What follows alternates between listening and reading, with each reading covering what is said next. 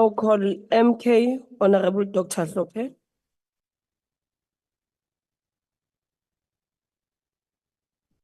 Thank you very much, Chairperson.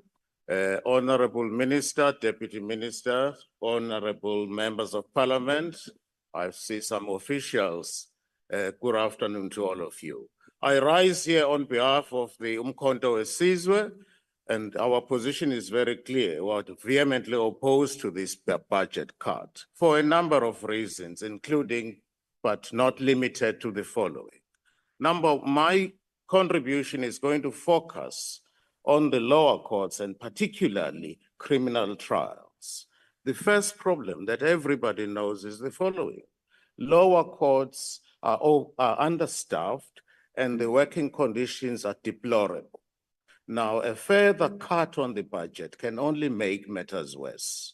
We all know, for example, if you go to the magistrate's court now, where the court is busy, seized with postponements, each magistrate postpones 40 cases per day. I would have thought judicial officers read the files before they postpone them. I have no idea how a magistrate can read 40 cases. This leads to my second point. Section 50, subsection 6 of the Criminal Procedure Act makes the following provision. It provides that a case may be postponed for investigation for a period of up to 7 days. Now, where you are a judicial officer and you have 40 cases per day on your postponement roll, right? What happens every day is the following. Magistrates are going to be told that this matter is not ripe for trial. The matter must be postponed for 7 days, and the poor accused stays in prison for 7 days, because we all know that it is very rare that arrests take place after a proper investigation has been done in this country. In an ideal situation, there must be a proper investigation. Once the investigation has been concluded, then the arrest may lawfully follow, so that you don't have a situation whereby a poor accused person stays in prison for 7 days because the investigation has not been completed. If you think I'm lying, go to the magistrate's court anywhere in the country, you will see that. Provisions of Section 50, subsection 6 of the Criminal Procedure Act. I move on to my third point. AVR technology has been used even in this country. This is the technology that is used for postponement of cases. The problem, obviously, is load shedding. You can't rely on electricity. As long as we have load shedding in this country, you can't rely on technology. AVR technology for postponing cases. This leads me to the point that the Honorable Minister made about integrated system, right? Maybe it is a solution. I have advocated that for many years, that what is needed is an integrated system.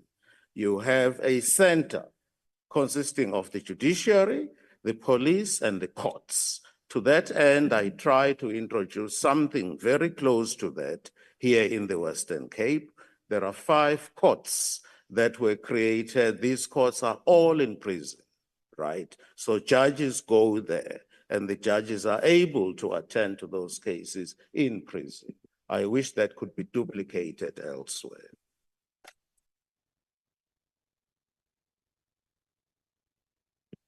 The problem is made even worse. I'm talking now about the backlog. The problem is made even worse because of the use of foreign language interpreters.